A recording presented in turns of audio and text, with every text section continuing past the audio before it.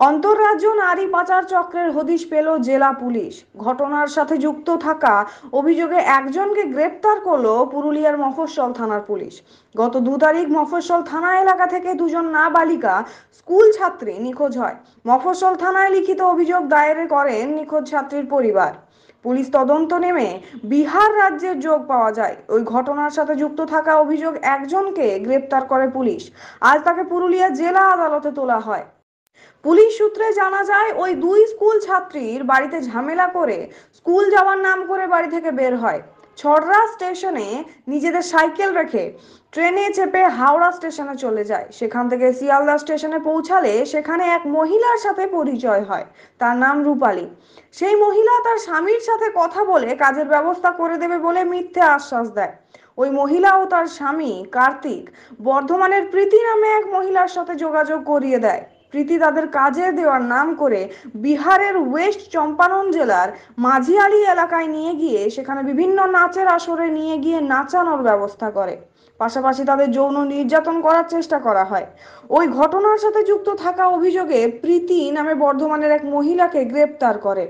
আজকে তাকে আদালতে তোলা হয়। ওই ঘটনার সাথে আরো বেশ কয়েকজনের যুক্ত থাকার যোগ পাওয়া গেছে।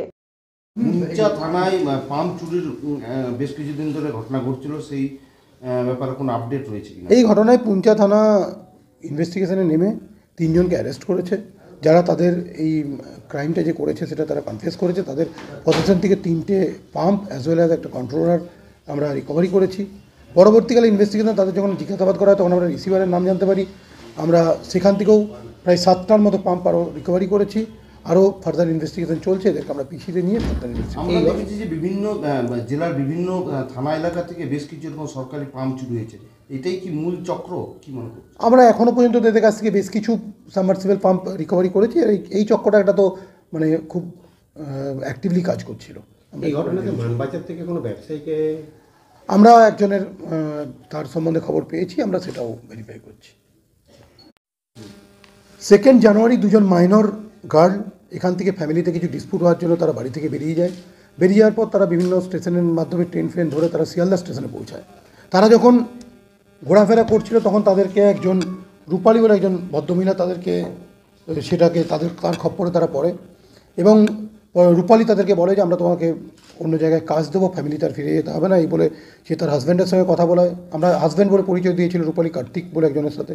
পরবর্তীকালে কার্তিক এবং তার মাধ্যমে প্রীতি, বর্ধমানে একজন প্রীতি নামের একজন মহিলার আমরা খোঁজ পেয়েছি, তার মাধ্যমে এদেরকে ওয়েস্ট চম্পারণের মাঝিয়ালি বলে একটা থানাতে নিয়ে যায় এবং সেখানে তাদেরকে ওই যে ট্রাফিক করে বিভিন্ন যে নাচের দল আছে সেখানে নাচ করাতে বাধ্য করে। আমরা যতটুকু জানতে পেরেছি এদেরকে সেক্সুয়ালি অ্যাবিউজ করার চেষ্টা করা হয়েছে এবং করা হয়েছে।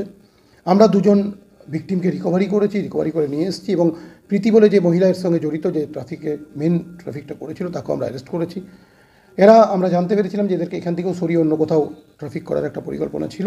তো 2জন মাইনর ভিকটিম আমাদের অলরেডি রিকভারি হয়েছে, কেস স্পেসিফিক স্টার্ট হয়েছে। আমরা প্রীতিকে পিসিতে নিয়ে ফার্দার ইনভেস্টিগেশন করবো। এর সাথে যারা যারা জড়িত আছে তাদের নামগুলো আমরা পেয়েছি, তাদেরকে আমরা পরবর্তীকালে অ্যারেস্ট করবো। এটা কি আন্তর্জাতিক কোনো নারী বাজার চক্র? দেখুন, আমরা এখনও যেটা পেয়েছি যে এখান থেকে নিয়ে ওয়েস্ট চম্পারণে গিয়েছিল, তো বিহারে গিয়েছিল। ইনভেস্টিগেশন চলছে।